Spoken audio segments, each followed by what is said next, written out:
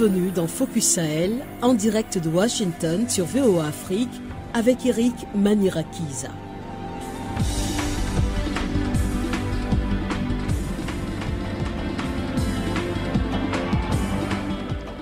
Bonsoir et bienvenue dans Focus Sahel. Chaque semaine, nous explorons les nombreuses facettes de la vie au Sahel pour une perspective unique sur la région. Au menu ce soir, la CEDEAO prête à négocier l'impasse politique suite au retrait du Mali, du Burkina Faso et du Niger.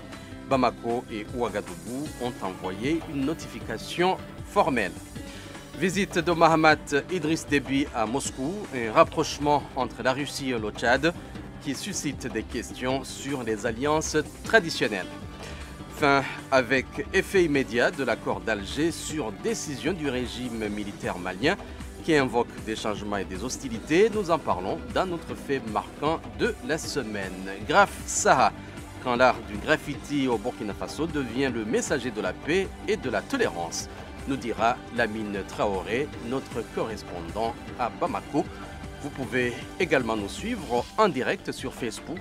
Je suis ravi que vous vous joigniez à nous dans ce voyage de découverte et de dialogue. Encore une fois, bienvenue.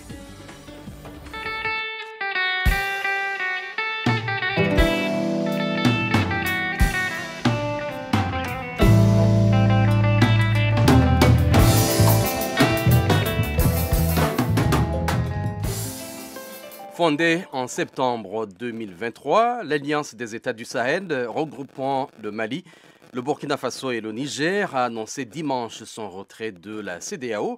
Les trois pays accusent l'organisation régionale de ne pas les avoir soutenus dans la lutte contre le terrorisme. Cette décision suscite des réactions à Bamako, la capitale malienne. Davantage avec notre correspondant Mohamed Danyoko. 3 États membres de la CEDEAO, le Mali, le Burkina Faso et le Niger, ont annoncé à la surprise générale qu'ils quittaient l'organisation régionale sans délai pour dénoncer son inertie dans la lutte contre le terrorisme dans le Sahel. La CEDEAO est restée à fond face aux cris de détresse de ces 3 États. Au lieu de les aider, cette communauté s'est empressée à infliger des sanctions économiques, politiques et même financières contre ces 3 États. Cette décision ne sera pas sans conséquences, rappellent les analystes. Les commerçants qui sont dans ces 3 pays-là seront frappés par des problèmes de visa et aussi le problème de tarifs douaniers faisant allusion à tous les pays membres de la CEDEAO ne pourront pas être appliqués à ces 3 États. Au sein du syndicat des transporteurs urbains et internationaux, on appréhende déjà la question des tracasseries routières et des taxes. La décision elle est prise. Maintenant, comment faire traverser maintenant, il y aura des tables de négociation entre les transporteurs et les ministères de transport différents des 3 pays. On va s'asseoir pour discuter, mettre des plannings en place, comment traverser cette crise. Rester au sein de l'organisation et trouver des solutions à ces faiblesses réelles, c'est ce que conseillent beaucoup de Maliens. En tout cas, à mon avis, on ne peut pas déclarer la guerre à tout le monde et avoir raison. Donc pour moi, cette déclaration de l'AS n'était pas ni le moment ni la période. Pas saisie officiellement, selon elle, la CEDEAO dit travailler à trouver une réponse diplomatique à la question. Mohamed Danyoko pour VOA Afrique, Bamako. Nous sommes en ligne avec Mohamed Danyoko pour continuer la discussion. Mohamed, bonsoir. Bonsoir Eric, bonsoir. Alors, quelle est l'opinion des commerçants et hommes d'affaires de la capitale malienne concernant le retrait ? Eh oui, Eric, comme vous l'avez entendu dans le reportage, que ce soit opérateur économique, que ce soit commerçant, ils appréhendent déjà ce qui pourrait se passer si effectivement le Mali, le Niger quittaient la CEDEAO avec le Burkina Faso. Et ce qu'on a appris, en tout cas en les approchant, c'est que cette décision les a aussi surpris puisqu'ils ne s'attendaient pas du tout à cette décision-là. Et justement, aujourd'hui, ils sont en train d'observer du côté des autorités, les négociations qui vont s'ouvrir certainement les pourparlers pour voir dans quelle mesure eux, transporteurs et opérateurs économiques, pourront travailler et ne vont pas faire les frais de cette décision qui vient d'être prise à leur insu. Donc aujourd'hui, on ne va pas dire la panique, mais il y a beaucoup d'appréhension, il y a beaucoup de non-dits, il y a beaucoup de brouillard à l'horizon et ils espèrent que cela va être dissipé dans les jours à venir quand ils auront à discuter avec les autorités par rapport déjà au bien fondé de cette décision et comment est-ce que, n'est-ce pas, le futur va se passer pour eux, autres qui sont en contact direct avec les douaniers et qui sont en contact avec les autorités des autres pays. Merci Mohamed Danyoko pour toutes ces précisions. Je signale que vous êtes notre correspondant à Bamako. Nos auditeurs et téléspectateurs nous ont envoyé leurs commentaires sur notre page Facebook. Togo Sungalo Koulibaly, il dit, je cite, « Bravo aux 3 chefs d'État pour cette décision courageuse, tant attendue de quitter une institution financée et dirigée, selon lui, par des impérialistes cherchant à déstabiliser nos pays. Cela marque un pas vers une véritable indépendance pour les pays de l'Alliance des États du Sahel. Vive les nations de l'Alliance des États du Sahel. » Noël Eko, il dit, je cite, « Une décision à la fois audacieuse et louable. » Abdoulaye Koba, il dit, « Nous saluons le choix de l'Alliance des États du Sahel. » Bailo Diallo, il dit, « La CEDEAO demeure essentielle. J'estime que c'est un mal nécessaire malgré les critiques et les divergences. Dans une ère de mondialisation et de coopération égalitaire, il est regrettable que certains choisissent l'isolement, trompant ainsi leur peuple avec des discours populistes. Même la Russie, la Chine et l'Inde ont signé des accords avec l'Occident et organisent des sommets entre eux. Il est temps de se réveiller avant qu'il ne soit trop tard. Nous approfondissons la discussion avec l'analyste Ibrahima Kane du bureau ouest-africain de l'ONG Osiwa basé à Dakar. Bonsoir, Monsieur Kane. Bonsoir. D'abord, un mot sur ces commentaires de nos différents téléspectateurs. Le dernier commentaire me paraît un commentaire vraiment excellent parce que nous sommes dans un monde qui est globalisé, dans un monde de relations internationales. L'Afrique veut mettre en place sa zone de libre-échange. Et comment pouvons-nous développer les échanges si nous sortons des cadres idéaux qui ont été mis en place pour développer ces échanges-là? Ça, c'est vraiment un problème sérieux. D'autant plus que le Mali, le Burkina et le Niger sont parmi les pays les plus pauvres du monde. Ça, c'est vraiment une question importante à poser aux militaires qui veulent sortir de ces systèmes régionaux. Alors, ces 3 pays justifient cette décision par la souveraineté nationale et la nécessité de répondre aux attentes de leur population. Que pensez-vous des raisons évoquées par les 3 États sahéliens et comment analysez-vous la réaction de la CEDEAO? Alors, quand on regarde ce problème dans sa globalité, de mon point de vue, cette décision de sortir, c'est un moyen de négocier avec la CEDEAO. D'aucuns vous diront même que c'est un moyen de chantage avec la CEDEAO. C'est de dire, ou bien vous êtes d'accord avec ce que je vous propose, ou bien je m'en vais. Mais le problème est plus complexe que les militaires le pensent, parce que d'abord, on ne sort pas immédiatement. Les textes disent qu'il faut 1 année pour sortir effectivement de la communauté. Et pendant cette année, on peut revenir sur sa décision et rester membre de la communauté. Deuxièmement, même si on veut sortir pendant l'année, les règles de la communauté s'appliquent à l'État. Parce que si même les militaires veulent négocier avec la CEDEAO, c'est certainement les conditions de la transition. Mais ces conditions de la transition ne peuvent pas aller au-delà de ce que les textes prévoient. Donc on restera toujours dans le cadre de la CEDEAO, dans le cadre des règles des traités de la CEDEAO. Donc cela rend difficile l'action que les militaires veulent engager avec la CEDEAO. Il est vrai maintenant, pour aussi répondre à votre question, qu'on peut faire des reproches à la CEDEAO. La commission de la CEDEAO est faible par rapport à la gestion de ces crises. On ne sait même pas où on se trouve dans la gestion de ces crises, tellement c'est complexe et tellement parfois des décisions sont prises sans vraiment prise réelle avec le terrain.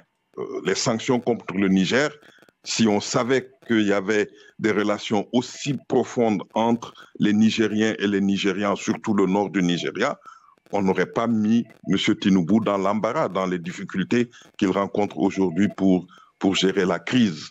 Et en plus aussi, si on jette un regard sur l'ensemble des décisions qui sont prises, les 2 poids 2 mesures existent parce qu'il y a des dirigeants qui ont foulé aux pieds les règles de la communauté, mais qui ne les ont pas respectées. Et puis, dernier élément que les militaires ont ajouté, c'est le peu de soutien dans le cadre de la crise. Mais ça, je pense qu'ils doivent aussi en vouloir à eux-mêmes parce que c'est eux qui ont refusé de travailler dans le cadre de la CEDEAO. C'est eux qui sont allés à bras et mains liés s'offrir aux Français et aux Occidentaux pour, dans le cadre du G5 Sahel, qui n'a malheureusement pas donné de résultats.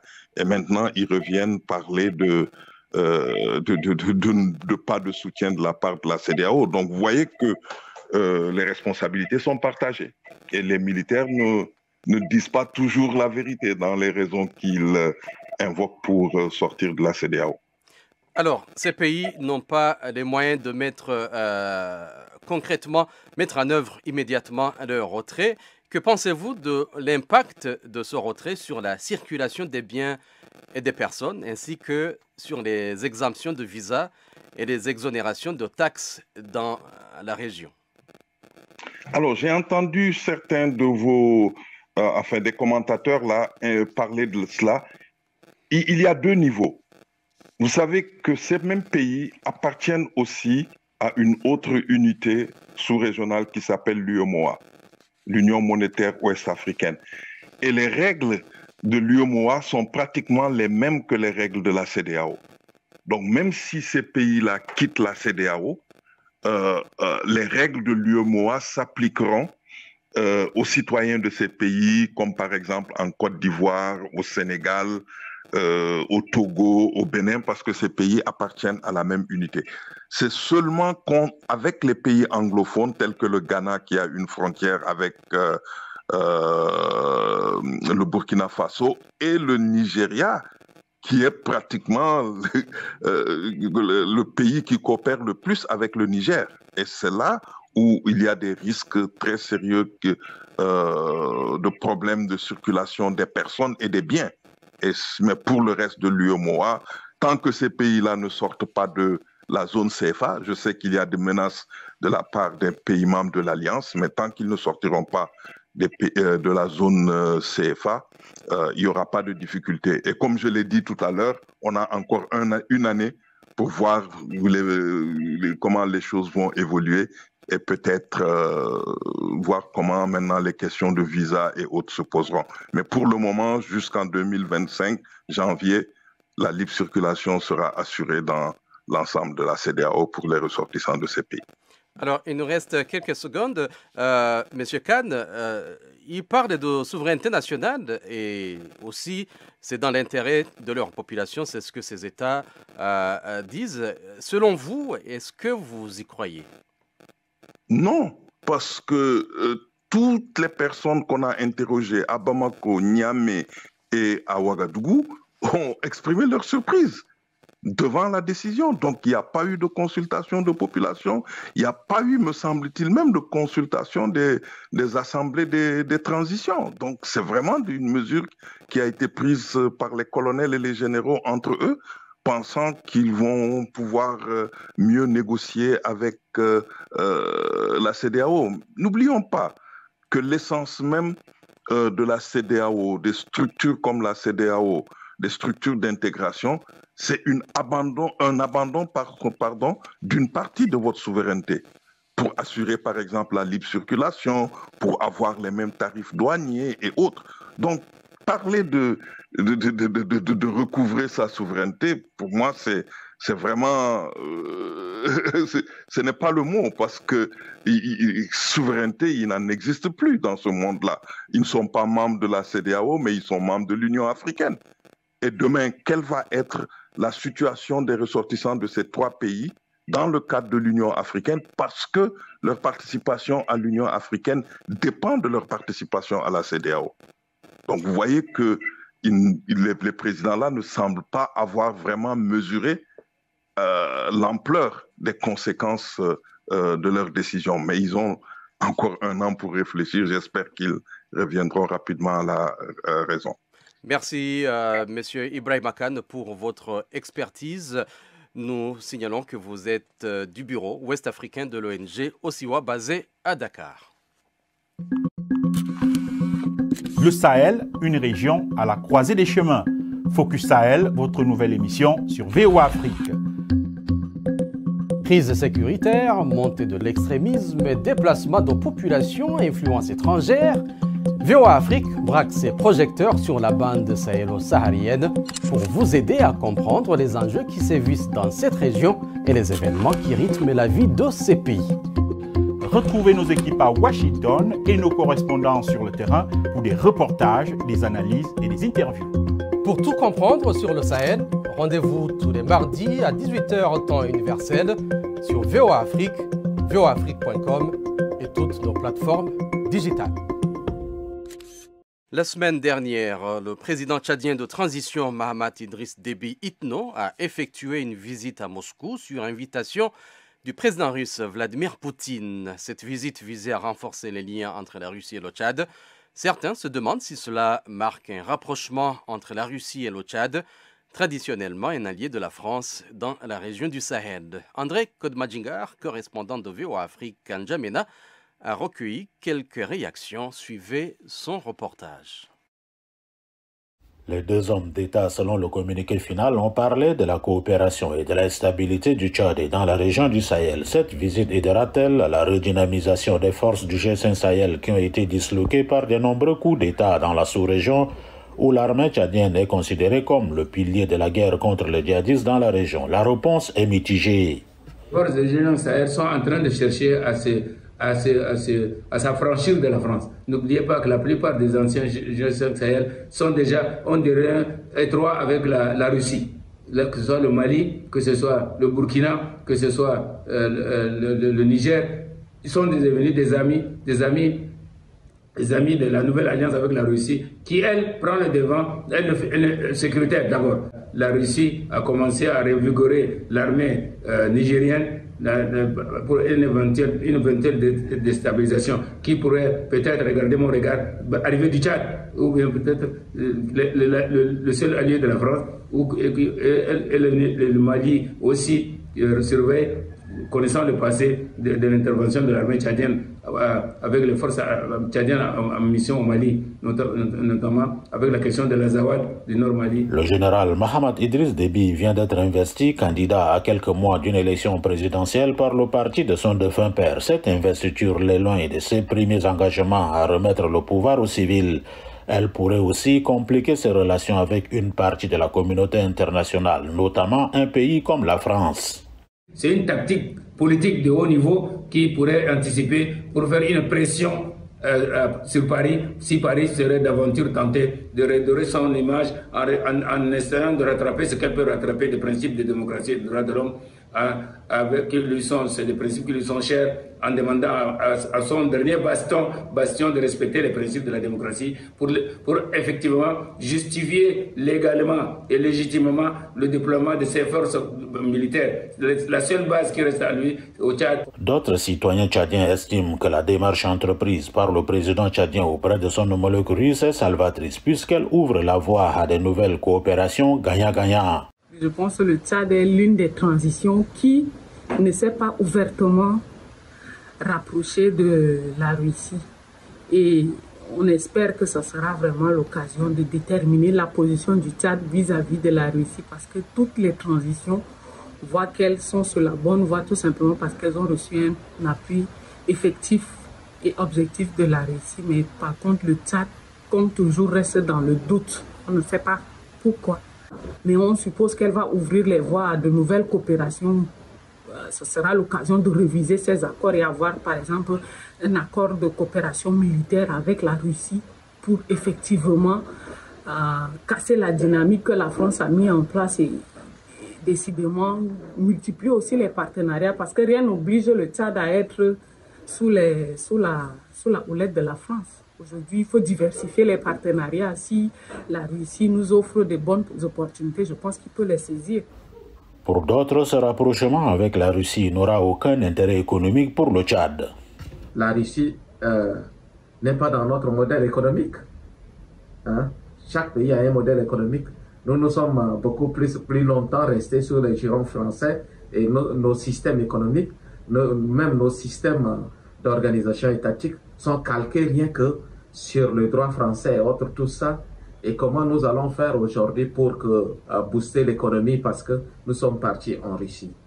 Nous devrons prendre une conscience au niveau national et l'orgueil national doit nous amener à dire qu'on doit coûte que coûte améliorer notre économie. Les pays voisins du Tchad, le Niger, la République centrafricaine, le Soudan et la Libye entretiennent déjà des relations avec la Russie. Et donc, pour certains observateurs, il serait difficile pour le Tchad d'ignorer cette donne.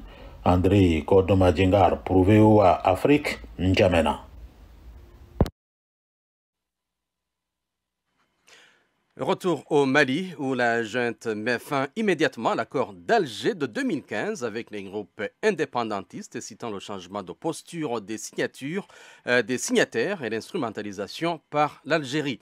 C'est notre fait marquant de la semaine que nous abordons avec Sekou Tangara de Africable Télévision, notre station partenaire à Bamako. Tangara, bonsoir. Bonsoir Eric. Alors, comment la population au Mali a-t-elle réagi à cette annonce ?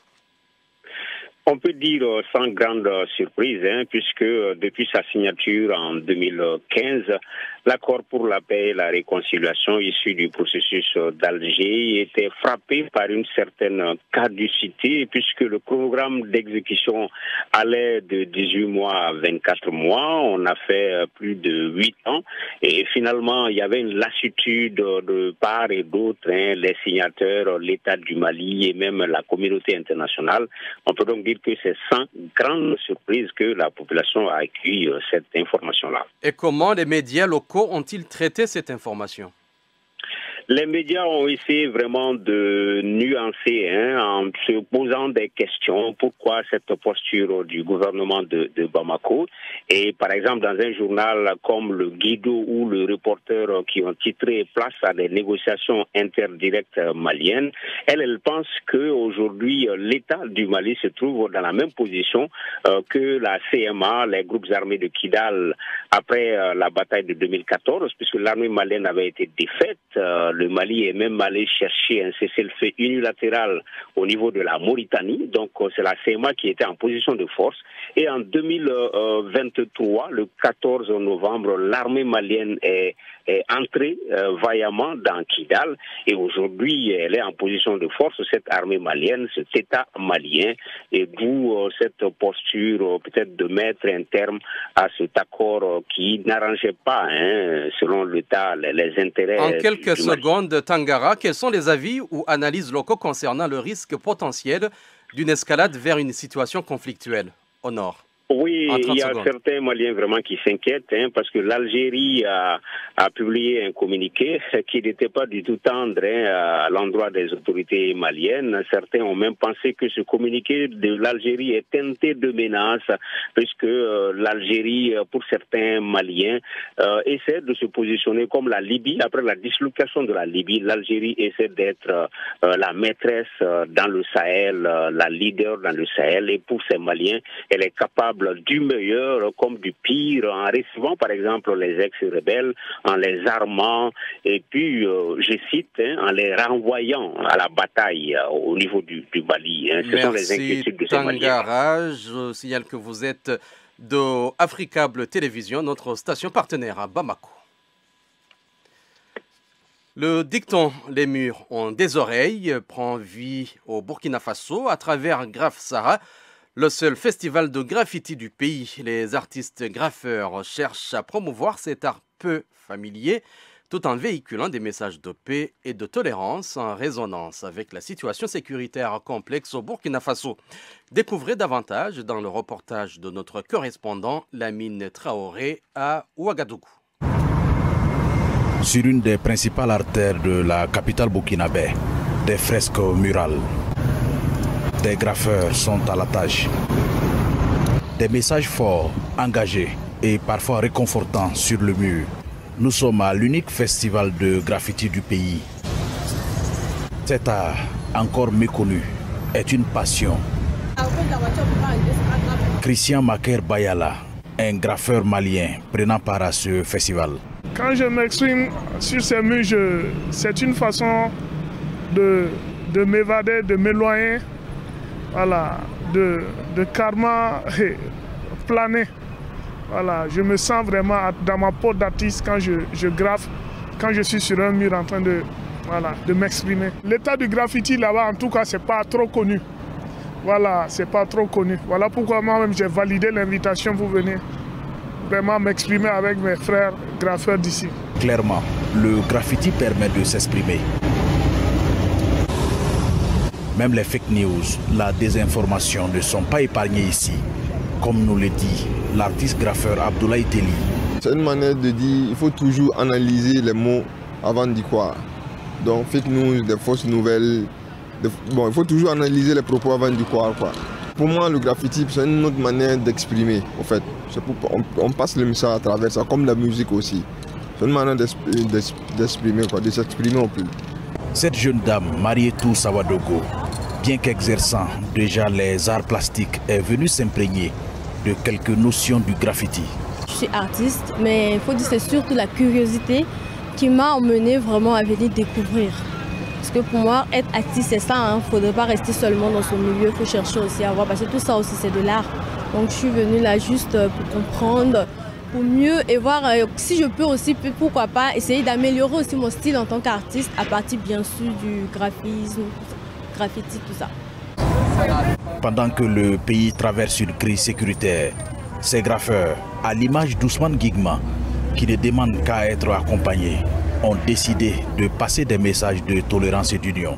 Nous essayons surtout des messages de résilience, des messages pour galvaniser en fait nos FDS et nos VDP qui sont au front. Voilà, donc c'est un peu ça. Nous avons mis l'accent en tout cas sur cela.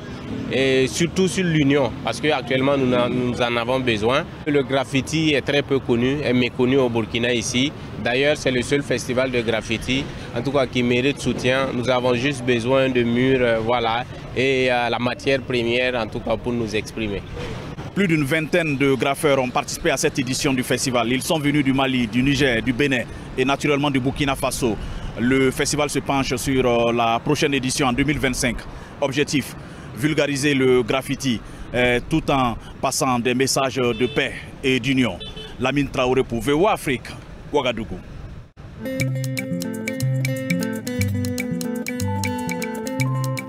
Merci à Lamine Traoré. C'est la fin de cette édition de Focus Sahel. Merci à notre public qui nous a accompagnés dans ce voyage au Sahel. Merci également à nos invités qui ont partagé avec nous leurs expertises et leurs points de vue. Enfin, je tiens à saluer le travail de nos correspondants qui se sont surpassés pour vous apporter ces nouvelles de la région.